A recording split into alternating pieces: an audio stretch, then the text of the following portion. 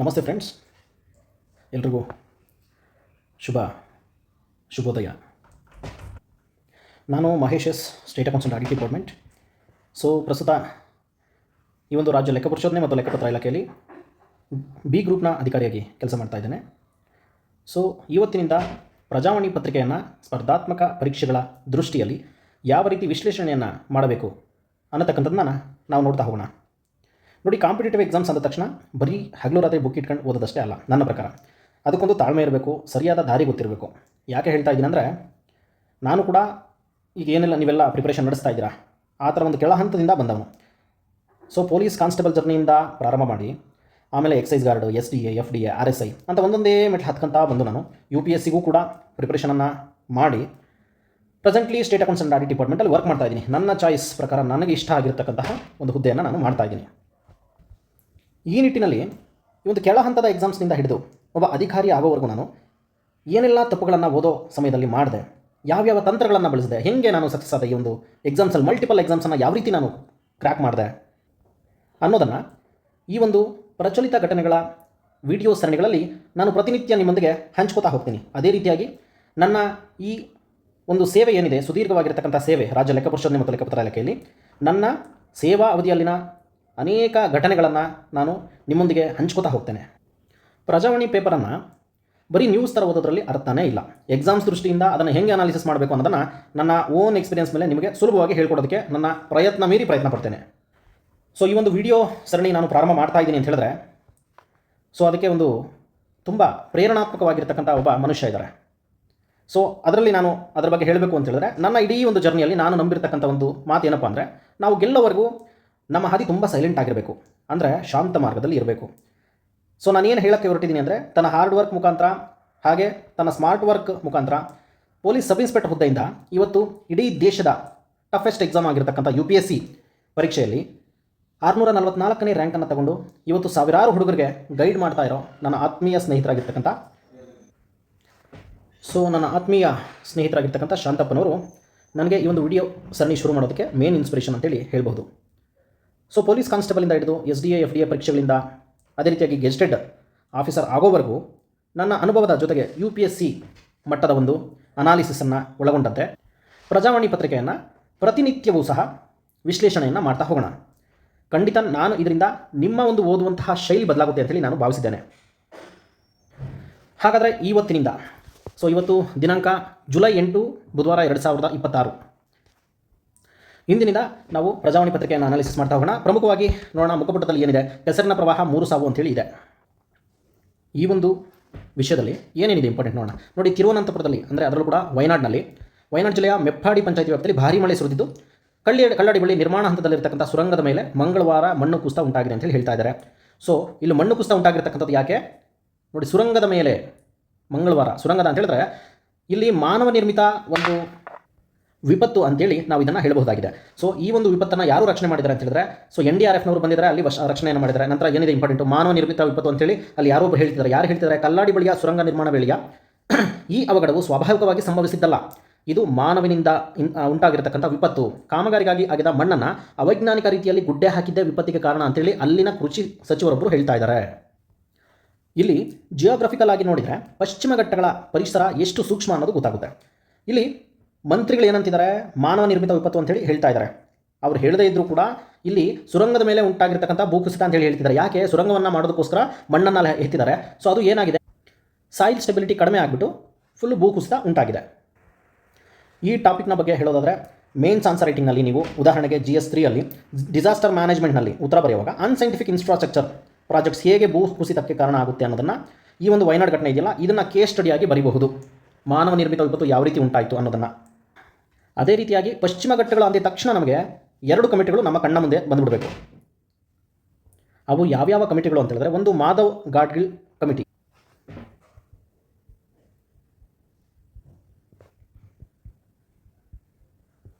ಎರಡನೆಯದಾಗಿ ಕಸ್ತೂರಿ ರಂಗನ್.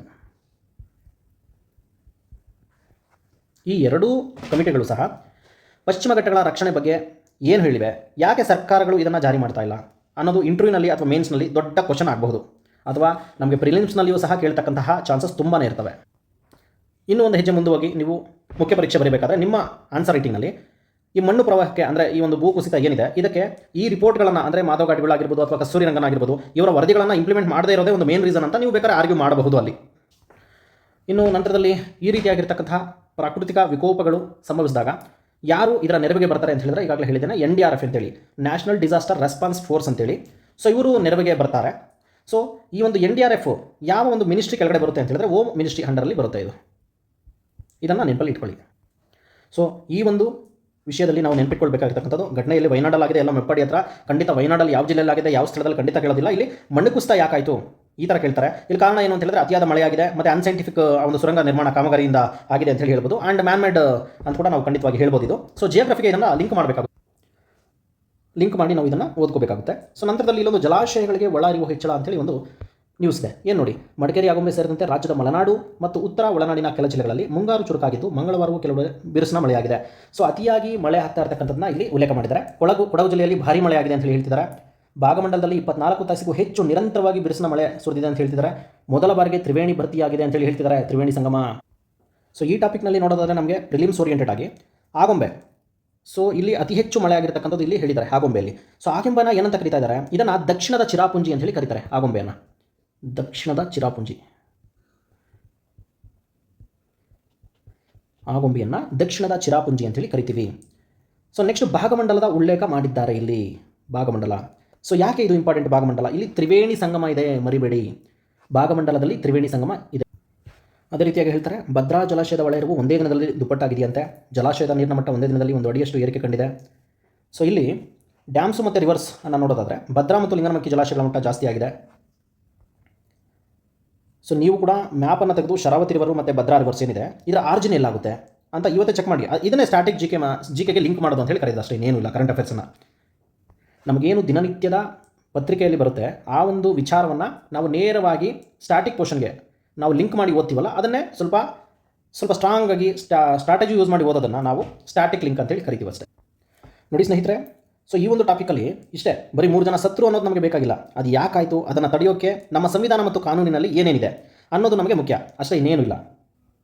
ಒಂದು ವಿಚಾರ ಚೆನ್ನಾಗಿ ನೆನಪಿಟ್ಕೊಳ್ಳಿ, ನಿಮ್ಮ ಸಿಲೆಬಸ್ಗೆ ಈ ಒಂದು ಕರೆಂಟ್ ಅಫೇರ್ಸನ್ನು ಲಿಂಕ್ ಮಾಡಿದ್ರೆ ಮಾತ್ರ ಎಕ್ಸಾಮ್ಸಲ್ಲಿ ನಾವು ಹೈಯೆಸ್ಟ್ ಸ್ಕೋರ್ ಮಾಡೋಕ್ಕಾಗೋದು, ಎಕ್ಸಾಮ್ಸನ್ನು ಕ್ಲಿಯರ್ ಮಾಡೋದಕ್ಕೆ ಅದು ಈಸಿ ಆಗುತ್ತೆ.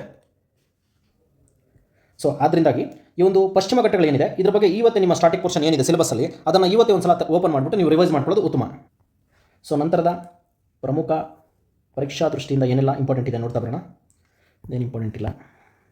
ಸೊ ಇಲ್ಲಿ ಪಾದಚಾರಿ ಮಾರ್ಗದ ಬಗ್ಗೆ ಒಂದು ಇಂಪಾರ್ಟೆಂಟ್ ಟಾಪಿಕನ್ನು ಕೊಟ್ಟಿದ್ದಾರೆ. ಸೊ ಈಗಾಗಲೇ ಈ ಒಂದು ಪಾದಚಾರಿ ಮಾರ್ಗದ ವಿಚಾರವಾಗಿ ಪತ್ರಿಕೆಗಳಲ್ಲಿ ಸಾಕಷ್ಟು ವಿಚಾರಗಳು ಬರ್ತಾನೆ ಇದ್ದಾವೆ. ಬಿಕಾಸ್ ಬೆಂಗಳೂರಿನಲ್ಲಿ ಗ್ರೇಟರ್ ಬೆಂಗಳೂರು ಅಥಾರಿಟಿ ಏನಿದೆ ಇದರ ಅಡಿಯಲ್ಲಿ ಇರತಕ್ಕಂತಹ ಎಲ್ಲ ಪಾದಚಾರಿ ಮಾರ್ಗಗಳನ್ನು ತೆರವುಗೊಳಿಸ್ತಾ ಇದ್ದಾರೆ. ಸೊ ಇಲ್ಲಿ ನಾವು ನೆನಪಿಟ್ಕೊಳ್ಬೇಕಾಗಿರ್ತಕ್ಕಂಥದ್ದು ಏನು ಅಂತ ಹೇಳಿದ್ರೆ ಸಂವಿಧಾನದ 21ನೇ ವಿಧಿಯನ್ನು. ಸಂವಿಧಾನದ 21ನೇ ವಿಧಿ ಏನು ಹೇಳುತ್ತೆ, ಸ್ವತಂತ್ರವಾಗಿ ಜೀವಿಸ್ತಕ್ಕಂಥ ಹಕ್ಕಿನ ಬಗ್ಗೆ ಹೇಳುತ್ತೆ. ಸ್ವತಂತ್ರವಾಗಿ ಜೀವಿಸುವ ಹಕ್ಕಿನಲ್ಲಿ ನಾವು ಸ್ವತಂತ್ರವಾಗಿ ನಡೆದಾಡುವ, ಮುಕ್ತವಾಗಿ ನಡೆದಾಡ್ತಕ್ಕಂಥ ಹಕ್ಕು ಕೂಡ ಒಳಗೊಂಡಿರುತ್ತೆ. ಹಾಗಾದರೆ ಈ ಫುಟ್ಪಾತ್ಗಳಲ್ಲಿ ಇರ್ತಕ್ಕಂತಹ ವ್ಯಾಪಾರಿಗಳನ್ನು ಈಗ ಖಾಲಿ ಮಾಡಿಸ್ತಾ ಇದ್ದಾರಲ್ವ, ಅವರಿಗೆ ಪರ್ಯಾಯ ವ್ಯವಸ್ಥೆ ಯಾವ ರೀತಿ ಮಾಡ್ತಾರೆ ಅಂತ ಹೇಳಿದ್ರೆ, ಸೊ ಇವ್ರಿಗಾಗಿಯೇ ಒಂದು ಕಾಯ್ದೆ ಇದೆ, ಇವರ ರಕ್ಷಣೆಗೋಸ್ಕರ ಒಂದು ಕಾಯ್ದೆ ಇದೆ. ಏನು ಅಂತ ಹೇಳಿದ್ರೆ ಅದು ಸ್ಟ್ರೀಟ್ ವೆಂಡರ್ಸ್ ಆ್ಯಕ್ಟ್ ಅಂತ ಹೇಳಿ, ಬೀದಿ ಬದಿ ವ್ಯಾಪಾರಿಗಳ ಕಾಯ್ದೆ. ಇದು 2014ರಲ್ಲಿ ಬಂದಿರತಕ್ಕಂಥ ಒಂದು ಕಾಯ್ದೆ. ಈ ಕಾಯ್ದೆ ಪ್ರಕಾರ ಇವರಿಗೆ ಪರ್ಯಾಯ ವ್ಯವಸ್ಥೆಯನ್ನು ಕಲ್ಪಿಸಬಹುದಾಗಿರುತ್ತೆ. ಸೊ ನೋಡಿ, ಈ ಒಂದು ಆರ್ಟಿಕಲ್ ಓದಿದಾಗ ನೀವು ಏನು ಎಂಕ್ರೋಚ್ಮೆಂಟ್ ಆಗಿದೆ, ಅತಿಕ್ರಮಣದ ತೆರವು ಅಂತಷ್ಟೇ ನೋಡಬೇಡಿ ನೀವು. ಇದನ್ನು ಅರ್ಬನೈಸೇಷನ್ಗೆ ಆ ಒಂದು ಟಾಪಿಕ್ ಏನಿದೆ ಸಿಲೆಬಸ್ಸಲ್ಲಿ ಅದಕ್ಕೆ ಲಿಂಕ್ ಮಾಡಿ ನೋಟ್ಸ್ ಮಾಡುವಾಗ. ಸೊ ಲಿಂಕ್ ಮಾಡಿ ಓದಿದಾಗ ನಿಮಗೆ ಇನ್ನಷ್ಟು ಪಾಯಿಂಟ್ಸು ಬರುತ್ತೆ. ಸೊ ಅದನ್ನು ರಿವೈಸ್ ಮಾಡಿ ಚೆನ್ನಾಗಿ. ಸೊ ಮತ್ತಷ್ಟು ಇನ್ನೇನು ಪರೀಕ್ಷಾ ದೃಷ್ಟಿಯಿಂದ ಏನೆಲ್ಲ ಇಂಪಾರ್ಟೆಂಟ್ ಇದೆ ನೋಡ್ತಾ ಹೋಗೋಣ. 5.7 ಕೋಟಿ ಮೌಲ್ಯದ ಡ್ರಗ್ಸ್ ವಶ ಅಂತೆ, ಇಲ್ಲ ಇಂಪಾರ್ಟೆಂಟ್ ಆಗೋದಿಲ್ಲ. ಸ್ಯಾಂಕಿಕೆರೆಗೆ ಹಾರಿ ವಿದ್ಯಾರ್ಥಿನಿ ಆತ್ಮಹತ್ಯೆ ಇಂಪಾರ್ಟೆಂಟ್ ಇಲ್ಲ. ಆಂಬುಲೆನ್ಸ್ಗೆ ಅಡ್ಡಿ 6 ಮಂದಿ ವಶ ಅಂತೆ. ಸೊ ಇದನ್ನು ನಾವು ಎಥಿಕ್ಸಲ್ಲಿ ಎಲ್ಲಾದರೂ ಉದಾಹರಣೆಗಳಾಗಿ ಕೊಟ್ಕೋಬೋದು ಅಷ್ಟೇ. ಅದನ್ನು ಹೊರತುಪಡಿಸಿದ್ರೆ ನಮಗೆ ಯಾವುದೇ ಪ್ರಿಲಿಮ್ಸಲ್ಲಾಗಿರ್ಬೋದು ಅಥವಾ SDA FDA ಪೊಲೀಸ್ ಕಾನ್ಸ್ಟೇಬಲ್ ಪರೀಕ್ಷೆಗಳಲ್ಲಿ ಯಾವುದನ್ನು ಸಹ ಈ ಪ್ರಶ್ನೆಗಳನ್ನು ಇದಕ್ಕೆ ರಿಲೇಟ್ ಆಗಿ ಕೇಳೋದಿಲ್ಲ. ಸೊ ನೆಕ್ಸ್ಟು ಇನ್ನೊಂದು ಗಲಾಟೆ ವಿಚಾರದಲ್ಲಿ ಯುವಕನ ಕೊಲೆ ಅಂತ್ಯ ಆಗಿದೆ ಅಂತ ಹೇಳ್ತಾರೆ. ಇದು ಪರೀಕ್ಷಾ ದೃಷ್ಟಿಯಲ್ಲಿ ನೋಡಿ ಸಾಕಷ್ಟು ನಾವು ಅಂತರ್ಜಾಲದಲ್ಲಿ ಸೋಷಿಯಲ್ ಮೀಡಿಯಾದಲ್ಲಿ ಅಬ್ಸರ್ವ್ ಮಾಡ್ತಾನೆ ಇದ್ದೀವಿ. ಕೆಲವೊಂದು ಪರೀಕ್ಷೆಗೆ ಪಡೆದೇ ಇರತಕ್ಕಂಥ ವಿಚಾರಗಳನ್ನು ಅದು ತುಂಬ ಹೈ ಈಲ್ಡಿಂಗ್ ಟಾಪಿಕ್ ಅಥವಾ ತುಂಬ ಇಂಪಾರ್ಟೆಂಟ್ ಅಂತಕ್ಕಂಥ ಅನ್ನೋ ರೀತಿಯಲ್ಲಿ ಬಿಂಬಿಸಿ ಅದನ್ನು ತುಂಬ ಪ್ರಚಾರ ಮಾಡ್ತಾರೆ. ಸೊ ಆ ರೀತಿ ಪ್ರಚಾರ ಇದಲ್ಲ ನೋಡಿ. ಇದು ಯಾಕೆ ಹೇಳ್ತಾ ಇದ್ದೀನಿ ಅಂತ ಹೇಳಿದ್ರೆ ಈ ಒಂದು ವಿಚಾರ, ಸೊ ಬಾರ್ನಲ್ಲಿ ಯಾರೋ ಒಬ್ಬರು ಕುಡಿಯೋಕ್ಕೆ ಹೋಗಿದ್ದಾರೆ ಇಬ್ಬರು, ಅಲ್ಲಿ ಯಾರೊಬ್ಬ ಗುರಾಯಿಸಿದ ಅನ್ನೋಂಥ ಒಂದೇ ಕಾರಣಕ್ಕೆ ನೋಡಿ, ಬಾರ್ನಲ್ಲಿ ಮದ್ಯ ಸೇವಿಸುವಾಗ ಗುರಾಯಿಸಿದ ಎನ್ನುವ ಕಾರಣಕ್ಕೆ ಯುವಕನಿಗೆ ಚಾಕು ಹಾಗೂ ಬಿಯರ್ ಬಾಟಲಿಂದ ಇರೋದು ಕೊಲೆ ಅಂತೇಳಿ ಒಂದು ವಿಚಾರ ಬಂದಿದೆ. ಇದು ನಮಗೆ ಎಥಿಕ್ಸ್ಗೆ ಡೈರೆಕ್ಟಾಗಿ ನೀವು ಲಿಂಕ್ ಮಾಡಿ ಬರಿಬೋದು. KS ಮುಖ್ಯ ಪರೀಕ್ಷೆಯಲ್ಲಿ ಅಥವಾ UPSC ಮುಖ್ಯ ಪರೀಕ್ಷೆಯಲ್ಲಿ ನೀವು KS ಅಲ್ಲಿ ಹೈಯೆಸ್ಟ್ ಸ್ಕೋರ್ ಮಾಡಬೇಕಾ ಅಥವಾ UPSCಯಲ್ಲಿ ನೀವು ಹೈಯೆಸ್ಟ್ ಸ್ಕೋರ್ ಮಾಡಬೇಕಾ ಎಥಿಕ್ಸಲ್ಲಿ ಅಂತ ಹೇಳಿದ್ರೆ ಈ ರೀತಿ ಒಂದು ಲೈವ್ ಎಕ್ಸಾಂಪಲ್ಸನ್ನು ನೀವು ಕೊಡ್ತಾ ಹೋಗಬೇಕು. ಈ ಒಂದು ಪ್ರಕರಣ ಯಾವುದಕ್ಕೆ ನಾವು ಲಿಂಕ್ ಮಾಡ್ಬೋದು ಅಂತ ಹೇಳಿದ್ರೆ ಎಮೋಷನಲ್ ಇಂಟೆಲಿಜೆನ್ಸ್ಗೆ ನೀವು ಲಿಂಕ್ ಮಾಡ್ಬೋದು. ಸೊ ಇಲ್ಲಿ ಆಂಗರ್ ಮ್ಯಾನೇಜ್ಮೆಂಟ್ ಬಗ್ಗೆ ಬರುತ್ತೆ ಟಾಪಿಕ್, ಸೆಲ್ಫ್ ಕಂಟ್ರೋಲ್ ಬಗ್ಗೆ ಬರುತ್ತೆ, ಎಥಿಕ್ಸ್ ಇನ್ ನಾನ್ ಬಿಹೇವಿಯರ್ ಬರುತ್ತೆ. ಸೊ ಈ ರೀತಿ ಎಥಿಕ್ಸ್ ವಿಚಾರದಲ್ಲಿ ಆ ಒಂದು ಸಬ್ಜೆಕ್ಟ್ ಬಗ್ಗೆ ನಾವು ಇದನ್ನು ಬರೀಬಹುದಾಗಿರುತ್ತೆ ಅಷ್ಟೇ. ನೆಕ್ಸ್ಟ್ ಕನ್ನಡ ಅಭಿವೃದ್ಧಿ ಪ್ರಾಧಿಕಾರದ ಅಧ್ಯಕ್ಷ ಪುರುಷೋತ್ತಮ ಬಿಳಿಮಲೆ. ಇದು ಪ್ರಿಲಿಮ್ಸಲ್ಲಿ ಎಲ್ಲಾದರೂ ಪ್ರಶ್ನೆ ಕೇಳಬಹುದು. ಕನ್ನಡ ಅಭಿವೃದ್ಧಿ ಪ್ರಾಧಿಕಾರದ ಅಧ್ಯಕ್ಷರು ಯಾರಾಗಿದ್ದಾರೆ ಅಂತ ಕೇಳಬಹುದು. ಅದನ್ನು ಹೊರತುಪಡಿಸಿದ್ರೆ ಇನ್ನೇನು ಅಷ್ಟೊಂದು ಇಂಪಾರ್ಟೆಂಟ್ ಆಗ್ತಕ್ಕಂಥ ಒಂದು ಟಾಪಿಕ್ ಇದರಲ್ಲಿ ಇಲ್ಲ. ನೆಕ್ಸ್ಟ್ ಯಾವುದು ಅರ್ಜಿ ಆಹ್ವಾನ ಮಾಡಿದರೆ ಓದ್ಕೊಳ್ಳಿ ಏನಾದರೂ ಇನ್ ಕೇಸ್ ಇಂಪಾರ್ಟೆಂಟ್ ಇದ್ದರೆ, ಬಟ್ ಪರೀಕ್ಷಾ ದೃಷ್ಟಿಯಿಂದ ಅಂತೂ ಇಂಪಾರ್ಟೆಂಟ್ ಇಲ್ಲ ಅದು. ನೆಕ್ಸ್ಟು ಸರ್ಕಾರ ಪಕ್ಷ ಸಮನ್ವಯಕ್ಕೆ ಸಮಿತಿ ಅಂತೆ ಇಲ್ಲ, ಲಾರಿ ಮುಷ್ಕರ ಇಲ್ಲ. ನೆಕ್ಸ್ಟ್ ಆಯೋಗದ ಕದ ತಟ್ಟಿದಂತಹ ಮೈತ್ರಿ ಅಂತೆ. ಏನಿದು? ಇದು ರಾಜಕೀಯ ವಿಚಾರ, ಅಂದರೆ SIR ಪ್ರಕ್ರಿಯೆಯಲ್ಲಿ ಅಕ್ರಮ ನಡೆಸ್ತಾ ಇದ್ದಾರೆ ಅಂತೇಳಿ ರಾಜ್ಯ ಸರ್ಕಾರದ ವಿರುದ್ಧವಾಗಿ ಅಂದರೆ ಅವರಿಗೆ ಯಾವ ರೀತಿ ಬೇಕೋ ಆ ರೀತಿ ಫುಲ್ ಪರಿಷ್ಕರಣೆ ಮಾಡ್ಕೋತಾ ಇದ್ದಾರೆ ಅಂತೇಳಿ ಚುನಾವಣಾ ಆಯೋಗಕ್ಕೆ ದೂರನ್ನು ಕೊಟ್ಟಿದ್ದಾರಂತೆ. ನೋಡೋಣ ಯಾರ್ಯಾರು ಕೊಟ್ಟಿದ್ದಾರೆ. ಮೈತ್ರಿ ಅಂತ ಹೇಳಿದ್ರೆ ಇಲ್ಲಿ ಪ್ರಸ್ತುತ ನಮ್ಮ ರಾಜ್ಯದಲ್ಲಿ ಇರ್ತಕ್ಕಂತಹ ಒಂದು ಮೈತ್ರಿ JDS ಹಾಗೂ BJP ಮೈತ್ರಿ, ಅವರಿಬ್ಬರು ಹೋಗಿ ಚುನಾವಣಾ ಆಯೋಗಕ್ಕೆ ದೂರನ್ನು ಕೊಟ್ಟಿರ್ತಕ್ಕಂಥದ್ದು. ನೆಕ್ಸ್ಟು ಇದೇ ಮೊದಲ ಬಾರಿಗೆ ಅರಣ್ಯ ಇಲಾಖೆಯಿಂದ ಕ್ರಮ, ದಸರಾ ಆನೆಗಳಿಗೆ ECG ಪರೀಕ್ಷೆ ಅಂತೆ. ಇದೇನು ಪರೀಕ್ಷಾ ದೃಷ್ಟಿಯಿಂದ ಅಷ್ಟೊಂದು ಇಂಪಾರ್ಟೆಂಟ್ ಆಗೋದಿಲ್ಲ, ಓದ್ಕೊಳ್ಳಿ ಅಷ್ಟೇ. ಇಲ್ಲಿ ಸಮಾನತೆ ಅಥವಾ ನಾವು ಪ್ರಾಣಿಗಳನ್ನೂ ಸಹ ನಾವು ಮನುಷ್ಯರಂತೆ ಟ್ರೀಟ್ ಮಾಡ್ತಾ ಇದ್ದೀವಿ ಅನ್ನೋದಕ್ಕೆ ಒಂದು ಎಕ್ಸಾಂಪಲ್ಸನ್ನು ನೀವು ಬರೀಬೋದು ಈ ಒಂದು ದಸರಾ ಆನೆಗಳಿಗೆ ECG ಪರೀಕ್ಷೆ ಮಾಡ್ತಾ ಇರೋದಕ್ಕೆ. ಸೊ ಆ ವಿಚಾರವಾಗಿ. ಸೊ ನಂತರದ ಟಾಪಿಕ್ ಏನಿದೆ, ಗಜಗಾತ್ರದ ಹಲಸು ತೂಕ 72 kg ಇಲ್ಲ. ನೆಕ್ಸ್ಟ್ ತೂಗು ಸೇತುವೆಗಳ ಶಿಲ್ಪಿ ಇನ್ನಿಲ್ಲ ಅಂತೇಳಿ ಹೇಳ್ತಿದ್ದಾರೆ. ಯಾರು ಹಾಗಾದರೆ ತೂಗು ಸೇತುವೆಗಳ ಶಿಲ್ಪಿ ಅಂತೇಳಿ ನಾವು ನೋಡೋದಾದರೆ ಗಿರೀಶ್ ಭಾರದ್ವಾಜ್ ಅವರು ಯಾರು ನೋಡಿ. ನದಿ ತೊರೆಗಳ ಪ್ರವಾಹದಿಂದಾಗಿ ಮಳೆಗಾಲದಲ್ಲಿ ಹೊರಜಗದ ಸಂಪರ್ಕವನ್ನೇ ಕಡಿದುಕೊಳ್ಳುತ್ತಿದ್ದ ನೂರಾರು ಕುಗ್ರಾಮಗಳ ಜನರ ಬದುಕಿಗೆ ತೂಗು ಸೇತುವೆಗಳ ಮೂಲಕ ದಾರಿ ತೋರಿದ ಇಂಜಿನಿಯರ್, ಪದ್ಮಶ್ರೀ ಪುರಸ್ಕೃತ ಗಿರೀಶ್ ಭಾರದ್ವಾಜ್. ಇವರಿಗೆ ಪದ್ಮಶ್ರೀ ಪ್ರಶಸ್ತಿ ಕೂಡ ಬಂದಿದೆ. ಇವರು ನಮ್ಮ ಕರ್ನಾಟಕದವರೇ ಆಗಿದ್ದಾರೆ, ಅದರಲ್ಲೂ ದಕ್ಷಿಣ ಕನ್ನಡ ಜಿಲ್ಲೆಯವರಾಗಿದ್ದಾರೆ. ಇದು ಸ್ವಲ್ಪ ಹೆಮ್ಮೆಯ ವಿಚಾರ ಆಗಿದೆ. ಪರೀಕ್ಷೆಯಲ್ಲಿ ಹೇಳ್ತಕ್ಕಂತಹ ಒಂದು ಚಾನ್ಸಸ್ ತುಂಬಾ ಇರುತ್ತೆ. ತೂಗು ಸೇತುವೆಗಳ ಶಿಲ್ಪಿ ಯಾರು ಅಂತೇಳಿ ಕೇಳಬಹುದು ನಮ್ಮ ಕರ್ನಾಟಕದವರು. ಸೊ ಇವರಿಗೆ ಪದ್ಮ ಪ್ರಶಸ್ತಿ ಬಂದಿದೆ, 2017ರಲ್ಲಿ ಬಂದಿದೆ. ಮತ್ತು ನಮ್ಮ ಕರ್ನಾಟಕದಲ್ಲಿ ನೀಡಲಾಗ್ತಕ್ಕಂತಹ ಕನ್ನಡ ಮತ್ತು ಸಂಸ್ಕೃತಿ ಇಲಾಖೆ ವತಿಯಿಂದ ನೀಡಲಾಗ್ತಕ್ಕಂತಹ ರಾಜ್ಯೋತ್ಸವ ಪ್ರಶಸ್ತಿ ಕೂಡ ಇವರಿಗೆ ಸಂದಿದೆ. ನಂತರದ ಇಂಪಾರ್ಟೆಂಟ್ ನೋಡಿ, ಇಲ್ಲಿ ಒಂದು ನಾವು ಈ ಥರದ ಒಂದು ಅಡ್ವರ್ಟೈಸ್ಮೆಂಟ್ಸನ್ನು ನೋಡಿದಾಗ ಏನು ಅನ್ಕೋತೀವಿ, ಪ್ರಸ್ತುತ ಆಡಳಿತದಲ್ಲಿ ಇರತಕ್ಕಂತಹ ರಾಜಕೀಯ ಪಕ್ಷಗಳು ಏನಿದ್ದಾವೆ, ಸರ್ಕಾರಗಳು, ಅವರ ಒಂದು ನೇತೃತ್ವದಲ್ಲಿ ಏನೆಲ್ಲ ಅಭಿವೃದ್ಧಿಗಳನ್ನು ಮಾಡಿದ್ದಾರೆ, ಅಡ್ವರ್ಟೈಸ್ ಮಾಡ್ಕೋತಾ ಇದ್ದಾರೆ ಅಂತೇಳಿ ನಾವು ಅನ್ಕೋತೇವೆ. ಸೊ ಓಕೆ, ಇದು ಅಡ್ವರ್ಟೈಸೇ ಆಗಿರಲಿ, ಆದರೆ ನಮ್ಮ ಪರೀಕ್ಷಾ ದೃಷ್ಟಿಯಿಂದ ನೋಡಿ ಅವರ ಕೆಲವೊಂದು ಅಭಿವೃದ್ಧಿ ಕೆಲಸಗಳು ಪರೀಕ್ಷೆಯಲ್ಲಿ ಕೇಳತಕ್ಕಂತಹ ಸಂಭವ ಜಾಸ್ತಿ ಇರ್ತವೆ. ಸೊ ಆ ಚಾನ್ಸಸ್ ಏನೇನು ಅಂತೇಳಿ ನಾವು ನೋಡೋದಾದರೆ ನೋಡಿ, ನಾನು ಕಂಡುಕೊಂಡಂಥ ಇಷ್ಟು ಪಾಯಿಂಟ್ಸಲ್ಲಿ ಸೊ ಒಂದು 2 ಪಾಯಿಂಟ್ಸ್ ನಮಗೆ ಪ್ರಿಲಿಮ್ಸಲ್ಲಿ ಕೇಳಬಹುದಾಗಿರುತ್ತೆ. ಸಾರ್ವಜನಿಕರ ಕುಂದುಕೊರತೆ ಅಹವಾಲು ಆಲಿಸಲು ಪ್ರಜಾಸೇವೆ ಅನ್ನತಕ್ಕಂಥ ಒಂದು ಪ್ರತ್ಯೇಕವಾಗಿರ್ತಕ್ಕಂತಹ ಒಂದು ಪ್ರತ್ಯೇಕ ಸಚಿವಾಲಯ ಮಿನಿಸ್ಟ್ರಿಯನ್ನೇ ಪ್ರಾರಂಭ ಮಾಡಿದ್ದಾರೆ. ಈ ಕಾಂಗ್ರೆಸ್ ಸರ್ಕಾರದಲ್ಲಿ ಪ್ರಜಾಸೇವೆ ಅನ್ನತಕ್ಕಂಥ ಒಂದು ಮಿನಿಸ್ಟ್ರಿ ಪ್ರಾರಂಭ ಆಗಿದೆ ಹೊಸದಾಗಿ, ಸಚಿವಾಲಯ ನೆನಪಲ್ಲಿಟ್ಕೊಳ್ಳಿ. ಮತ್ತು DK ಶಿವಕುಮಾರ್ ಅವರು ಮುಖ್ಯಮಂತ್ರಿಯಾಗಿ ಅಧಿಕಾರ ಸ್ವೀಕರಿಸಿದ ನಂತರ ರೌಡಿಗಳ ನಿಗ್ರಹಕ್ಕೆ ಜಿಲ್ಲೆಗೊಂದು ಪಡೆ ರಚನೆಗೆ ಸೂಚನೆಯನ್ನು ಕೊಟ್ಟಿದ್ದಾರೆ. ಸೊ ಇದು ಕೂಡ ನೀವು SI ರೇಟಿಂಗಲ್ಲಿ ಬಳಕೆ ಮಾಡ್ಕೋಬಹುದಾಗಿರುತ್ತದೆ. ನಂತರದ ಇಂಪಾರ್ಟೆಂಟ್ ಕ್ವಶನ್ಸನ್ನು ನಾವು ನೋಡ್ತಾ ಹೋಗೋದಾದರೆ ಕುತಂತ್ರ ತರುವ ಆಪತ್ತು, ಇದು ಪರೀಕ್ಷಾ ದೃಷ್ಟಿಯಿಂದ ಇಂಪಾರ್ಟೆಂಟ್ ಇಲ್ಲ. ಹಳೆಯ ಬ್ಯಾಟರಿಗಳಿಗೆ ಹೊಸ ಬೆಳಕು ಅಂತೇಳಿ ಇಲ್ಲಿ ಒಂದು ಅಂಕಣ ಇದೆ ಇಲ್ಲಿ. ಸೊ ಅದರ ಬಗ್ಗೆ ನೋಡ್ತಾ ಹೋಗೋಣ. ಸೊ ವಿದ್ಯುತ್ ವಾಹನಗಳ ಬ್ಯಾಟರಿಗಳು ಲೀಥಿಯಂ ಐರನ್ ಫಾಸ್ಫೇಟ್ LFP ಬ್ಯಾಟರಿಗಳು ಬಳಕೆಯಲ್ಲಿವೆ. ಇವು ಸುರಕ್ಷಿತ ದೀರ್ಘಕಾಲ ಬಳಕೆ ಬರುವಂಥವು. ಹೌದು, ನಿಜಾನೇ. ಈಗ ಈ ಟ್ರೆಂಡಲ್ಲಿ ನಾವು ನೋಡೋದಾದರೆ EV ವೆಹಿಕಲ್ಸ್ ತುಂಬಾ ಜಾಸ್ತಿ ಆಗಿದ್ದಾವೆ. EV ಕಾರ್ಸ್ ಬಂದಿದ್ದಾವೆ, EV 2 ವೀಲರ್ಸ್ ಬಂದಿದ್ದಾವೆ, EV 3 ವೀಲರ್ಸು ಆ್ಯಂಡ್ ಬಸ್ಸಸ್ ಕೂಡ ಇದ್ದಾವೆ. ಸೊ ಕ್ಯಾಲಿಫೋರ್ನಿಯಾ ವಿಶ್ವವಿದ್ಯಾಲಯದ ಇಂಜಿನಿಯರ್ಗಳು ಒಂದು ಪ್ರಯೋಗವನ್ನು, ಅಂದರೆ ಒಂದು ಹೊಸ ಮಾರ್ಗವನ್ನು ಕಂಡುಕೊಂಡಿದ್ದಾರಂತೆ. ಅದೇನು ಹೊಸ ಮಾರ್ಗ ಅಂತೇಳಿ ನೋಡೋದಾದರೆ ನೋಡಿ, LFP ಬ್ಯಾಟರಿಗಳನ್ನು lithium manganese iron phosphate LMFP ಬ್ಯಾಟರಿಗಳನ್ನಾಗಿ ಬದಲಾಯಿಸಿ ಬಿಡೋದು. ಯಾರು ಈ ಹೊಸ ಮಾರ್ಗವನ್ನು ಕಂಡುಕೊಂಡಿರ್ತಕ್ಕಂಥದ್ದು ಅಂದರೆ ಕ್ಯಾಲಿಫೋರ್ನಿಯಾ ಯೂನಿವರ್ಸಿಟಿ ಇಲ್ಲಿರ್ತಕ್ಕಂಥ ಒಬ್ಬ ಇಂಜಿನಿಯರ್ಸ್. ಈ ಬ್ಯಾಟರಿಗಳನ್ನಾಗಿ ಬದಲಾಯಿಸಿಬಿಡ್ತಕ್ಕಂಥದ್ದು ಯಾವ ರೀತಿ ಅಂದರೆ, ಇದ್ದ ಬ್ಯಾಟರಿಗಳಿಗೇನೆ ಅವರು ಏನು ಮಾಡ್ತಾ ಇದ್ದಾರೆ, ಮ್ಯಾಂಗನೀಸ್ ಅನ್ನತಕ್ಕಂಥ ಒಂದು ಹೊಸದೊಂದು ರಾಸಾಯನಿಕವನ್ನು, ಮ್ಯಾಂಗನೀಸ್ ಎನ್ನುವ ಹೊಸ ರಾಸಾಯನಿಕವನ್ನು ಸೇರಿಸಿ ಹೊಸದಾದ ಬ್ಯಾಟರಿಯನ್ನು ಇವರು ಮಾಡ್ತಾ ಇದ್ದಾರೆ. ಇದನ್ನು ಅಪ್ಸೈಕ್ಲಿಂಗ್ ಅಂತ ಹೇಳಿ ಕರೀತಾ ಇದ್ದಾರಂತೆ, ಅಥವಾ ವಸ್ತುಗಳ ಉನ್ನತೀಕರಣ ಅಂತ ಹೇಳಿ ಕರೀತಾ ಇದ್ದಾರೆ. ಈ ವಿಧಾನವು ಹಳೆಯ ಬ್ಯಾಟರಿಗಳನ್ನೆಲ್ಲ ಉನ್ನತ ಮೌಲ್ಯದ ಉತ್ಪನ್ನಗಳನ್ನಾಗಿ ಪರಿವರ್ತಿಸುತ್ತದೆ. ರೀಸೈಕ್ಲಿಂಗ್ ಅಥವಾ ಮರುಬಳಕೆಯಲ್ಲಿ ಹಳೆಯ ಬ್ಯಾಟರಿಗಳನ್ನು ಸಂಪೂರ್ಣವಾಗಿ ನಾಶ ಮಾಡಲಾಗುತ್ತದೆ. ನೆಕ್ಸ್ಟ್, ಬದಲಾವಣೆ ಸ್ವಲ್ಪವೇ ಎನಿಸಿದ್ರೂ ಸಹ ಬ್ಯಾಟರಿಯ ರೂಪ ಮಾತ್ರ ಸಂಪೂರ್ಣ ಹೊಸತು. ಈ ಉಪಾಯವು ಹೆಚ್ಚೇನು ಬದಲಾವಣೆ ಅಥವಾ ಶ್ರಮವನ್ನು ಬೇಡದೆಯೇ ಹೊಸ ಬ್ಯಾಟರಿಯನ್ನು ನಮಗೆ ನೀಡುತ್ತದೆ. ಜೊತೆಗೆ 15% 20% ಹೆಚ್ಚಿನ ಶಕ್ತಿಯನ್ನು ಸಂಗ್ರಹಿಸಿಕೊಳ್ಳುತ್ತದೆಯಂತೆ. ದೀರ್ಘಕಾಲದ ಬಾಳಿಕೆ, ಸುರಕ್ಷತೆ, ಜೊತೆಗೆ ತ್ಯಾಜ್ಯವೂ ನಗಣ್ಯ. ಅಗ್ಗದ ವೆಚ್ಚ, ಆದರೆ ಹಳೆಯ ಮರುಬಳಕೆಯ ವಿಧಾನಗಳು ಹೆಚ್ಚಿನ ಶಾಖ ಮತ್ತು ರಾಸಾಯನಿಕಗಳನ್ನು ಬಳಸುವುದರಿಂದ ಇಂಗಾಲದ ಹೊರಸೂಸುವಿಕೆಯ ಪ್ರಮಾಣವು ಹೆಚ್ಚು. ಅಲ್ಲದೆ ಅತಿಯಾದ ಶಕ್ತಿ ಖರ್ಚಾಗುವುದರ ಜೊತೆಗೆ ಅಪಾರ ಪ್ರಮಾಣದ ತ್ಯಾಜ್ಯವನ್ನು ಉತ್ಪಾದನೆ ಮಾಡುತ್ತದೆ. ಆದರೆ ಈಗ ಅಭಿವೃದ್ಧಿಪಡಿಸಿರುವ ಹೊಸ ವಿಧಾನವು ಪರಿಸರ ಸ್ನೇಹಿಯೂ ಎನ್ನುತ್ತಿದ್ದಾರೆ. ನೋಡಿ ಯಾವ ರೀತಿ ಇದು ಎನ್ವಿರಾನ್ಮೆಂಟ್ಗೆ ಫ್ರೆಂಡ್ಲಿ ಆಗಿರುತ್ತೆ ಅಂತಕ್ಕಂಥದ್ದು ಇದು ಹೇಳ್ತಾ ಇದೆ. ಸೊ ಈ ರೀತಿಯಾಗಿರ್ತಕ್ಕಂಥ ಹೊಸ ಪ್ರಯೋಗಗಳು, ಹೊಸ ಸಂಶೋಧನೆಗಳು ಬೇಕಿದೆ. ಸೊ ಪ್ರಸ್ತುತ ಇರತಕ್ಕಂತಹ ಒಂದು ಟೆಕ್ನಾಲಜಿ ಯಾವುದು ಅಂತ ಹೇಳಿದ್ರೆ LFP ಇದೆ. ಈಗ ಹೊಸದಾಗಿ ಕ್ಯಾಲಿಫೋರ್ನಿಯಾ ಯೂನಿವರ್ಸಿಟಿಯವರು ಕಂಡುಕೊಂಡಿರ್ತಕ್ಕಂತಹ ಒಂದು ಇನ್ನೊಂದು ವಿಧಾನ ಏನು ಅಂತ ಹೇಳಿದ್ರೆ ಮ್ಯಾಂಗನೀಸ್ ಅಂತಕ್ಕಂತಹ ಒಂದು ಹೊಸದಾದ ಧಾತುವನ್ನು ಸೇರಿಸ್ತಾ ಇದ್ದಾರೆ ಅಷ್ಟೇ. ಅದು ಏನಾಗ್ತಿದೆ LMFP ಆಗ್ತಿದೆ, ಅದು ಇನ್ನೇನು ಆಗ್ತಿಲ್ಲ. ಅಂದರೆ ಮ್ಯಾಂಗನೀಸನ್ನು ಸೇರಿಸ್ತಾ ಇದ್ದಾರೆ. ಸೇರಿಸೋದ್ರಿಂದ ಅದು ಎನ್ವಿರಾನ್ಮೆಂಟ್ ಫ್ರೆಂಡ್ಲಿ ಆಗಿರುತ್ತೆ, ಪೊಲ್ಯೂಷನ್ ಕಡಿಮೆ ಆಗುತ್ತೆ ಅಂತೇಳಿ ಹೇಳ್ತಾ ಇದ್ದಾರೆ. ನಂತರದ ಪ್ರಮುಖ ವಿದ್ಯಮಾನಗಳನ್ನು ನಾವು ನೋಡೋದಾದರೆ ಲಿಂಗಾಯತ ಸ್ವತಂತ್ರ ಧರ್ಮ ಆಗಲಿ, ಪಕ್ಷದಲ್ಲಿ ನನ್ನ ವಿರುದ್ಧವೇ ಷಡ್ಯಂತ್ರ, ಯಾವುದು ಇಂಪಾರ್ಟೆಂಟ್ ಇಲ್ಲ ಪರೀಕ್ಷೆಗೆ. ನಂತರದ ಇಂಪಾರ್ಟೆಂಟ್ ಪರೀಕ್ಷಾ ದೃಷ್ಟಿಯಿಂದ ಏನು ಟಾಪಿಕ್ ಇದೆ ಅಂತ ನೋಡೋದಾದರೆ ಇಲ್ಲೊಂದು ಟಾಪಿಕ್ ಇದೆ, ವರದಕ್ಷಿಣೆ ಬೇಡ ಅಂತ ಹೇಳಿ ಹೇಳ್ತಾ ಇದ್ದಾರೆ. ಯಾರು? 38 ಬಂಜಾರ ತಾಂಡಗಳ ಪ್ರತಿಜ್ಞೆ. ಅಂದರೆ ನೋಡಿ, ಇಲ್ಲಿ ಒಂದು ಸಮಾಜನೇ ಸ್ವಯಂ ಪ್ರೇರಿತವಾಗಿ ಪ್ರತಿಜ್ಞೆಯನ್ನು ಕೈಗೊಂಡಿದ್ದಾರೆ. ಇದು ನಾವು ಎಥಿಕ್ಸ್ಗೆ ಲಿಂಕ್ ಮಾಡಿ ಬರೀಬಹುದಾಗಿರುತ್ತೆ. ಹ್ಯೂಮನ್ ವ್ಯಾಲ್ಯೂಸ್ ಟಾಪಿಕಲ್ಲಿ ನಾವು ಅಂಡರ್ಲಿ ಬರೀಬೇಕಾಗುತ್ತೆ. ಸೊ ಇಲ್ಲಿ ರೆಸ್ಪೆಕ್ಟ್ ಫಾರ್ ವುಮೆನ್ ಆಗಿರ್ಬೋದು, ಈಕ್ವಾಲಿಟಿ ಬಗ್ಗೆ ಬರೀಬಹುದಾಗುತ್ತೆ, ಆ್ಯಂಡ್ ವುಮನ್ ಡಿಗ್ನಿಟಿ ಬಗ್ಗೆ ಬರೀಬಹುದಾಗುತ್ತೆ. ಸೊ ಇಲ್ಲಿ ಒಂದು ಸಮಾಜ, ನಮ್ಮ ಸಮಾಜದಲ್ಲಿರ್ತಕ್ಕಂತಹ ಕೆಲವೊಂದು ಪಂಗಡಗಳು, ಇಲ್ಲಿ ಯಾವುದೇ ಸಮಾಜ ಆಗಿದ್ರೂ ಕೂಡ ಒಂದು ಸಮಾಜನೇ ಎಚ್ಚೆತ್ತುಕೊಂಡು ಒಂದು ಪ್ರತಿಜ್ಞೆಯನ್ನು ಮಾಡಿಕೊಂಡಾಗ ಸಮಾಜ ಬದಲಾಗೋದು ನಿಶ್ಚಿತ. ಸೊ ಇದನ್ನು ನೀವು ಎಥಿಕ್ಸಲ್ಲಿ ಕೇಸ್ ಸ್ಟಡಿ ರೂಪದಲ್ಲಿ ಬರ್ಕೋಬೋದಾಗಿರುತ್ತೆ. ನಂತರದಲ್ಲಿ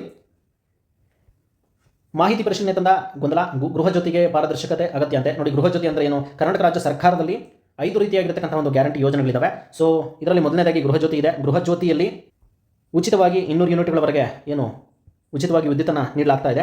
ಎರಡನೇದಾಗಿ ಶಕ್ತಿ ಯೋಜನೆ ಇದೆ, ಇದರಲ್ಲಿ ಉಚಿತ ಪ್ರಯಾಣದ ಸೌಲಭ್ಯ ಇದೆ. ಮೂರನೇದಾಗಿ ಗೃಹಲಕ್ಷ್ಮಿ ಯೋಜನೆ ಇದೆ, ಇದರಲ್ಲಿ 2,000 ರೂಪಾಯಿಯನ್ನು ಮನೆಯ ಒಡತಿಗೆ ನೀಡ್ತಾ ಇದ್ದಾರೆ.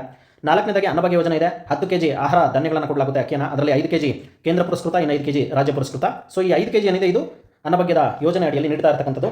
ಆ್ಯಂಡ್ 5ನೇದಾಗಿ ಯುವನಿಧಿ ಇದೆ, ಇದರಲ್ಲಿ ಪದವಿಯನ್ನು ಹೊಂದಿರತಕ್ಕಂಥ ಪದವೀಧರಿಗೆ 3,000 ರೂಪಾಯಿನ ಕೊಡ್ತಾ ಇದ್ದಾರೆ ರಾಜ್ಯ ಸರ್ಕಾರದವರು. ಈ 5 ಕೂಡ ಗ್ಯಾರಂಟಿ ಯೋಜನೆಗಳ ಬಗ್ಗೆ ನಿಮಗೆ ಒಂದು ಸ್ವಲ್ಪ ಗಮನ ಇರಲಿ. ಇದರ ಬಗ್ಗೆ ಪರೀಕ್ಷೆಯಲ್ಲಿ ಕೇಳ್ತಕ್ಕಂಥ ಚಾನ್ಸಸ್ ತುಂಬಾ ಇರುತ್ತೆ.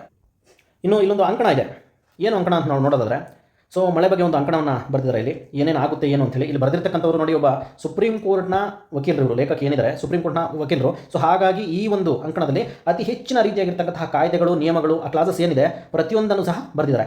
ಈ ಒಂದು ಅಂಕಣವನ್ನು ನಾವು ಓದೋದ್ರಿಂದ ಏನು ಉಪಯೋಗ ಇದೆ ಅಂತ ಹೇಳಿದ್ರೆ, ಪರೀಕ್ಷಾ ದೃಷ್ಟಿಯಿಂದ ನಾವು ಮುಖ್ಯ ಪರೀಕ್ಷೆಯಲ್ಲಿ ಅತಿ ಹೆಚ್ಚಿನ ಅಂಕಗಳನ್ನು ಪಡೆದುಕೊಳ್ಳಬಹುದು. ನಾವು ಡೆಫಿನೆಟಾಗಿ ಸ್ಕೋರ್ ಮಾಡ್ಬೋದು ಯಾವಾಗ ನಾವು ಈ ಒಂದು ಡಾಟಾವನ್ನು, ಅಂದರೆ ಈ ಒಂದು ಫಿಗರ್ಸ್ ಏನಿದೆ ಸ್ಟಾಟಿಕ್ ಡಾಟಾವನ್ನು ನಾವು ಅಲ್ಲಿ ಮೆನ್ಷನ್ ಮಾಡಿದಾಗ. ಈಗ ನೋಡಿ, ಎಕ್ಸಾಂಪಲ್ ಹೇಳ್ತಾ ಇದ್ದಾರೆ.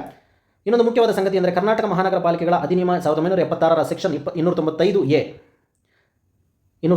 ಅಡಿಯಲ್ಲಿ 1200 ಚದರ ಅಡಿಗಿಂತ ದೊಡ್ಡ ಕಟ್ಟಡದ ಮಾಲೀಕ, 2400 ಚದರ ಅಡಿಗಿಂತ ದೊಡ್ಡ ಕಟ್ಟಡದ ಮಾಲೀಕ ಅಥವಾ ಬಾಡಿಗೆದಾರ ಕಟ್ಟಡದಲ್ಲಿ ಮಳೆ ನೀರು ಸಂಗ್ರಹ ವ್ಯವಸ್ಥೆಯನ್ನು ಕಡ್ಡಾಯವಾಗಿ ಮಾಡಬೇಕು. ನೋಡಿ, ಇವೆಲ್ಲ ಅಸ್ತಿತ್ವದಲ್ಲಿ ಇರತಕ್ಕಂತಹ ಕಾನೂನುಗಳು, ಇವುಗಳ ಬಗ್ಗೆ ನಮಗೆ ಅರಿವು ಇರೋದಿಲ್ಲ. ಆದರೆ ಈ ಅಂಕಣವನ್ನು ನಾವು ಓದೋದ್ರಿಂದ ನಮಗೆ ಮುಖ್ಯ ಪರೀಕ್ಷೆಗೆ ಎಷ್ಟು ಇಂಪಾರ್ಟೆಂಟ್ ಆಗುತ್ತೋ ಅದೇ ರೀತಿ ಈ ಒಂದು ಸಮಾಜದಲ್ಲಿ ನಾವು ಆತ್ಮಗೌರವದಿಂದ, ಕಾನೂನಿನ ಅರಿವಿನಿಂದಾಗಿ ಧೈರ್ಯವಾಗಿ ಬಾಳ್ಬೋದಾಗಿರುತ್ತೆ. ಈ ಒಂದು ಆರ್ಟಿಕಲನ್ನು ಒಮ್ಮೆ ಓದ್ಕೊಳ್ಳಿ ನೀವು.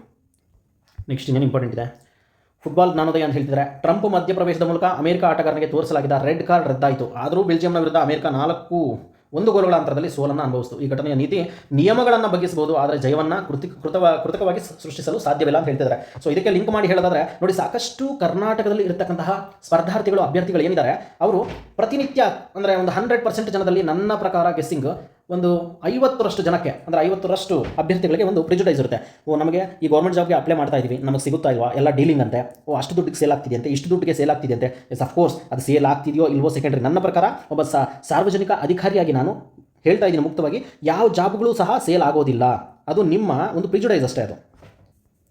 ಆದರೆ ಇನ್ ಕೇಸ್ ನಿಮ್ಮ ಮೈಂಡ್ಸೆಟ್ ಪ್ರಕಾರ ಅದು ಒಂದು ಪೋಸ್ಟ್ ಸೇಲ್ ಆಗ್ತಿದೆ, ಅಥವಾ ಒಂದು ಪೋಸ್ಟ್ ಇನ್ನೇನೋ ಆಗ್ತಿದೆ, ಟೆಕ್ನಿಕಲಿ ಪ್ರಾಬ್ಲಮ್ ಆಗ್ತಿದೆ, ಅಥವಾ ಇನ್ನೇನೋ ಸಮಸ್ಯೆ ಆಗ್ತಿದೆ, ಏನೋ ಆಗ್ತಿದೆ ಅಂತ ತಿಳ್ಕೊಳ್ಳೋಣ. ಆದರೆ ನಮಗೆ ಒಂದು 100 ಹುದ್ದೆಗಳು ನಮಗೆ ಕಾಲ್ಫರ್ ಆದಾಗ ನಮಗೆ ಬೇಕಾಗಿರ್ತಕ್ಕಂಥದ್ದು ಕೇವಲ 1 ಹುದ್ದೆ ಅಲ್ವಾ. ಸೊ ಈ 1 ಹುದ್ದೆಗೋಸ್ಕರ ನಾವು ಏನು ಮಾಡಬೇಕು, ನಮ್ಮ ಪ್ರಯತ್ನವನ್ನು ನಾವು ಮಾಡಲೇಬೇಕು. ಪ್ರಯತ್ನಕ್ಕೆ ಯಾವತ್ತೇ ಆಗಲಿ ಪ್ರತಿಫಲ ಇದ್ದೇ ಇರುತ್ತೆ. ನಂತರದಲ್ಲಿ ಏನಿದೆ ಇಂಪಾರ್ಟೆಂಟ್, ಸಮುದಾಯ ಪ್ರಜ್ಞೆಯ ಸಂಶೋಧನೆ ಕ್ಷೀಣ. ಸಮುದಾಯ ಪ್ರಜ್ಞೆ ಇಲ್ಲದ ಅಧ್ಯಯನಗಳಿಂದ ಸಂಶೋಧನಾ ಕಸ ಹೆಚ್ಚುತ್ತಿದೆ. ವೈಯಕ್ತಿಕ ಉನ್ನತಿಗಿಂತ ಸಮುದಾಯದ ಹಿತ ಸಂಶೋಧನೆ ಗುರಿಯಾಗಿರಲಿ. ಏನು ಇಂಪಾರ್ಟೆಂಟ್ ಇಲ್ಲ, ಬೇಕಾದರೆ ಕಣ್ಣಾಡಿಸ್ಕೊಳ್ಳಿ ಒಂದ್ಸಲ. ಮತ್ತು ಪ್ರಜಾವಾಣಿಯ ಪುಟ ಸಂಖ್ಯೆ 12ರಲ್ಲಿ ನಮ್ಮ ಪರೀಕ್ಷಾ ದೃಷ್ಟಿಯಿಂದ ಅತಿ ಹೆಚ್ಚಿನ ಇಂಪಾರ್ಟೆಂಟ್ ಆಗಿರ್ತಕ್ಕಂಥ ಒಂದು ಟಾಪಿಕ್ಕು ಇಲ್ಲಿದೆ ನಮಗೆ. ವಾಣಿಜ್ಯ ವಿದೇಶ ರಾಷ್ಟ್ರೀಯ ಅನ್ನತಕ್ಕಂತಹ ಒಂದು ಪುಟ ಏನಿದೆ ಇದರಲ್ಲಿ ಸೊ ಅತಿ ಹೆಚ್ಚಿನ ಚಾನ್ಸಸ್ ಇರ್ತಕ್ಕಂಥ ಒಂದು ಟಾಪಿಕ್ ಇದೆ. ಏನದು? ಬ್ರಹ್ಮೋಸ್ ಅಸ್ತ್ರ ಕ್ಷಿಪಣಿ ಪೂರೈಕೆಗೆ ಒಪ್ಪಂದ ಮಾಡ್ಕೊಂಡಿದ್ದಾರೆ. ಯಾರ ನಡುವೆ ಯಾರ್ಯಾರು ಮಾಡ್ಕೊಂಡಿದ್ದಾರೆ? ಭಾರತದ ಜೊತೆ ಇಂಡೋನೇಷ್ಯಾ ಮಾಡ್ಕೊಂಡಿದೆ. ಈ ಬ್ರಹ್ಮೋಸ್ ಅಂದರೆ ಏನು ಹಾಗಾದರೆ? ಅಸ್ತ್ರ ಕ್ಷಿಪಣಿ ಪೂರೈಕೆ ಯಾಕೆ ಮಾಡ್ತಾ ಇದ್ದಾರೆ ನೋಡಿ. ಬ್ರಹ್ಮೋಸ್ ಕ್ಷಿಪಣಿಗಳ ಪೂರೈಕೆ, ಯುದ್ಧ ವಿಮಾನದಿಂದಲೇ ಶತ್ರುವಿನ ಯುದ್ಧ ವಿಮಾನವನ್ನು ಧ್ವಂಸಗೊಳಿಸಬಲ್ಲ ಅಸ್ತ್ರ ಕ್ಷಿಪಣಿಗಳ ಪೂರೈಕೆ, ಪೂರ್ವ ಜಾವದಲ್ಲಿ ಬೆಂಗಳೂರಿನ ಇಂಡಿಯನ್ ಇನ್ಸ್ಟಿಟ್ಯೂಟ್ ಆಫ್ ಮ್ಯಾನೇಜ್ಮೆಂಟ್ನ IIM ಕ್ಯಾಂಪಸ್ ಸ್ಥಾಪನೆ, ಇವು ಭಾರತ ಮತ್ತು ಇಂಡೋನೇಷ್ಯಾ ಮಧ್ಯೆ ಏರ್ಪಟ್ಟ ಒಪ್ಪಂದದ ಪ್ರಮುಖ ಅಂಶಗಳು. ನೋಡಿ, ಇಂಡೋನೇಷ್ಯಾದವರು ನಮ್ಮ ಒಂದು ಬ್ರಹ್ಮೋಸ್ ಕ್ಷಿಪಣಿಯನ್ನು ಆಮದು ಮಾಡ್ಕೊಳ್ಳೋದಕ್ಕೆ ಒಂದು ಒಪ್ಪಂದ ಮಾಡ್ಕೊಂಡಿದ್ದಾರೆ ಮೊದಲನೇದಾಗಿ. ಎರಡನೇದಾಗಿ ಬೆಂಗಳೂರಿನಲ್ಲಿ ಇರ್ತಕ್ಕಂಥ ಇಂಡಿಯನ್ ಇನ್ಸ್ಟಿಟ್ಯೂಟ್ ಆಫ್ ಮ್ಯಾನೇಜ್ಮೆಂಟ್ ಏನಿದೆ, ಸೊ ಈ IIM ಕ್ಯಾಂಪಸ್ಸನ್ನು ಇಂಡೋನೇಷ್ಯಾದಲ್ಲಿ ಸ್ಥಾಪನೆ ಮಾಡ್ಕೊಳ್ಳೋದಕ್ಕೆ ಒಂದು ಒಪ್ಪಂದವನ್ನು ಮಾಡ್ಕೊಂಡಿದ್ದಾರಂತೆ. ಸೊ ಇದು ಯಾಕೆ? ಇದರ ಹಿನ್ನೆಲೆ ನಾವು ನೋಡೋದಾದರೆ, ಆಪರೇಷನ್ ಸಿಂಧೂರದ ವೇಳೆ ಅಸ್ತ್ರ ಕ್ಷಿಪಣಿಯ ಯಶಸ್ಸು ಗಮನಿಸಿ ಇಂಡೋನೇಷ್ಯಾ ಈ ಕ್ಷಿಪಣಿಗಳನ್ನು ಖರೀದಿಸಲು ನಿರ್ಧರಿಸಿದೆ ಎನ್ನಲಾಗ್ತಾ ಇದೆ. ಶಿಕ್ಷಣ ಕ್ಷೇತ್ರದಲ್ಲಿಯೂ ಮಹತ್ವ ಒಪ್ಪಂದಗಳನ್ನು ಮಾಡಿಕೊಳ್ಳಲಾಗಿದೆ. ಅದರಲ್ಲಿ ಈಗ ಹೇಳಿದ್ವಲ್ಲ IIM, ನಾವು ಬೆಂಗಳೂರಿನ IIM ಕ್ಯಾಂಪಸನ್ನು ಇಂಡೋನೇಷ್ಯಾದಲ್ಲಿ ಸ್ಥಾಪಿಸಲಿದ್ದೇವೆ. ಇದರಿಂದ ಏಷ್ಯನ್ ಪ್ರದೇಶದ ಯುವಕರಿಗೆ ಬಹಳ ಅನುಕೂಲವಾಗಲಿದೆ ಎಂದರು. ಭಾರತದ ಬಿಸ್ನೆಸ್ ಕಾಲೇಜು ಒಂದರ ಕ್ಯಾಂಪಸನ್ನು ಇತರ ದೇಶಗಳಲ್ಲಿ ಮೊದಲು ಸ್ಥಾಪಿಸಿದ್ದು ದುಬೈನಲ್ಲಿ. ನೋಡಿ, ನಮ್ಮ ಒಂದು ಭಾರತಕ್ಕೆ ಸೇರಿದಂತಹ ಒಂದು ಯೂನಿವರ್ಸಿಟಿಯ ಒಂದು ಕ್ಯಾಂಪಸನ್ನು ಎಲ್ಲಾದರೂ ಬೇರೆ ದೇಶದಲ್ಲಿ ನಾವು ಎಸ್ಟಾಬ್ಲಿಷ್ ಮಾಡಿದ್ವಿ ಅಂತ ಹೇಳಿದ್ರೆ ಅದು ವೆರಿ ಫಸ್ಟ್ ದುಬೈಯಲ್ಲಿ ಮಾಡಿದ್ದೀವಿ. ಈಗ ಎರಡನೇದಾಗಿ IIM ಅನ್ನು ನಾವು ಎಲ್ಲಿ ಮಾಡ್ತಾ ಇದ್ದೀವಿ? ಇಂಡೋನೇಷ್ಯಾದಲ್ಲಿ ಮಾಡ್ತಾ ಇದ್ದೀವಿ. ಸೊ ಆ ದುಬೈನಲ್ಲಿ ಯಾವ್ದು ಮಾಡಿರ್ತಕ್ಕಂಥ ಅಂತ ಹೇಳಿದ್ರೆ IIM ಅಹಮದಾಬಾದ್ ಕ್ಯಾಂಪಸ್ ಏನಿದೆ, ಈ IIMಗೆ ಸೇರಿರ್ತಕ್ಕಂತಹ ಒಂದು ಅಹಮದಾಬಾದ್ ಕ್ಯಾಂಪಸ್ನ ಒಂದು ಅಂಗ ಅಲ್ಲಿ ಪ್ರಾರಂಭ ಆಗ್ತಾ ಇದೆ. ಬೆಂಗಳೂರಿನ IIM ಇತರ ದೇಶದಲ್ಲಿ ಕ್ಯಾಂಪಸ್ ತೆರೆದ ಎರಡನೇ ಕಾಲೇಜು ಎನಿಸಿಕೊಳ್ಳಲಿದೆ. ನೋಡಿ ಎಷ್ಟು ಇಂಪಾರ್ಟೆಂಟ್ ಇದೆ ಇದು ಪರೀಕ್ಷಾ ದೃಷ್ಟಿ. ಸೊ ಈ ಟೋಟಲ್ ಹೇಳಿದ್ರೆ ಭಾರತ ಬ್ರಹ್ಮೋಸ್ ಏನಿದೆ, ಇದು ಸೂಪರ್ಸಾನಿಕ್ ಕ್ರೂಸ್ ಕ್ಷಿಪಣಿ ಇದು ಮತ್ತು ಅಸ್ತ್ರ ಬಿಯಾಂಡ್ ವಿಜುವಲ್ ರೇಂಜ್ ಕ್ಷಿಪಣಿಗಳನ್ನು ಇಂಡೋನೇಷ್ಯಾಕ್ಕೆ ಪೂರೈಸಲು ಒಪ್ಪಂದ ಮಾಡಿಕೊಂಡಿದೆ. ಇದು ಭಾರತದ ರಕ್ಷಣಾ ರಫ್ತು ಗುರಿ ಒಂದು $5 ಬಿಲಿಯನ್ ತಲುಪಬಹುದು ಅಂತೇಳಿ ಒಂದು ಎಕ್ಸ್ಪೆಕ್ಟ್ ಮಾಡಲಾಗಿದೆ ಇಲ್ಲಿ. ಅಂಡ್ ಇನ್ನೊಂದು ಹೇಳ್ತಾ ಇದ್ದಾರೆ, ಇಲ್ಲೊಂದು ಸಬಂಗ್ ಬಂದರಿನ ಬಗ್ಗೆ ಮಾತಾಡ್ತಾ ಇದ್ದಾರೆ. ನೋಡಿ, ಸಬಂಗ್ ಬಂದರು ಅಂದರೆ ಏನಿದೆ ನೋಡಿ, ಭಾರತದ ನಿಕೋಬಾರ್ನಲ್ಲಿ ಯೋಜಿಸಿರುವ ಗ್ರೇಟರ್ ನಿಕೋಬಾರ್ ಬಂದರು ಯೋಜನೆಯಿಂದ 100 ಕಿಲೋಮೀಟರ್ ದೂರದಲ್ಲಿರುವ ಇಂಡೋನೇಷ್ಯಾದ ಸಬಂಗ್ ಬಂದರನ್ನು ಅಭಿವೃದ್ಧಿಪಡಿಸಲು ಎರಡೂ ದೇಶಗಳು ಒಪ್ಪಿಕೊಂಡಿವೆ. ಚೀನಾದೊಂದಿಗೆ ಸಮುದ್ರ ಸಂಪರ್ಕ ಸಾಧಿಸಲು ಅತ್ಯಂತ ಅನುಕೂಲಕರವಾಗಿರುವ ಮಲಕ್ಕಾ ಜಲಸಂಧಿ ಪ್ರದೇಶದಲ್ಲಿ ಹಿಡಿತ ಸಾಧಿಸಲು ಸಬಂಗ್ ಬಂದರು ಅನುಕೂಲವಾಗಲಿದೆ. ಯಾಕೆ ಹಿಡಿತ ಸಾಧಿಸಬೇಕು? ಚೀನಾಗೋಸ್ಕರ, ಅಂದರೆ ಚೀನಾದವರ ಹಿಡಿತವನ್ನು ಅಲ್ಲಿ ಕಡಿಮೆ ಮಾಡೋದಕ್ಕೋಸ್ಕರ, ಮತ್ತು ನಮ್ಮ ಒಂದು ಹಿಡಿತ ಅಲ್ಲಿ ಇದೆ ಅಂತೇಳಿ ಪ್ರೂವ್ ಮಾಡ್ಕೊಳ್ಳೋದಕ್ಕೋಸ್ಕರ. ನಂತರದಲ್ಲಿ ಭಾರತವು ಅಭಿವೃದ್ಧಿ ಹಾದಿಯನ್ನು ಅನುಸರಿಸುತ್ತದೆಯೇ ಹೊರತು ಗಡಿ ವಿಸ್ತರಣೆ ಹಾದಿಯನ್ನಲ್ಲ. ನೋಡಿ ಎಷ್ಟು ಚೆನ್ನಾಗಿದೆ ಇದು. ನೀವು ಪೀಠಿಕೆಯಲ್ಲಿ ಬರ್ಕೋಬೋದು, ಯಾವುದಾದ್ರೂ ಮುಖ್ಯ ಪರೀಕ್ಷೆಯಲ್ಲಿ ಯಾವುದಾದ್ರೂ ಒಂದು ಟಾಪಿಕ್ಗೆ ಸಂಬಂಧಪಟ್ಟಂತೆ ಇಂಟರ್ನ್ಯಾಷನಲ್ ರಿಲೇಷನ್ಸ್ ವಿಚಾರದಲ್ಲಿ ಬರಬೇಕಾದ್ರೆ ನಾವು ಈ ಒಂದು ಟಾಪಿಕನ್ನು ಮೀನ್ಸ್ ಪೀಠಿಕೆಯನ್ನಾಗಿ ನಾವು ಈ ಒಂದು ಸಾಲುಗಳನ್ನು ಉಪಯೋಗಿಸ್ಕೋಬೋದು. ತುಂಬ ಚೆನ್ನಾಗಿದೆ. ಭಾರತವು ಅಭಿವೃದ್ಧಿ ಹಾದಿಯನ್ನು ಅನುಸರಿಸುತ್ತದೆಯೇ ಹೊರತು ಗಡಿ ವಿಸ್ತರಣೆ ಹಾದಿಯನ್ನಲ್ಲ. ನರೇಂದ್ರ ಮೋದಿಯವರು ಹೇಳಿರ್ತಕ್ಕಂಥದ್ದು ಇಂಡೋನೇಷ್ಯಾದಲ್ಲಿ.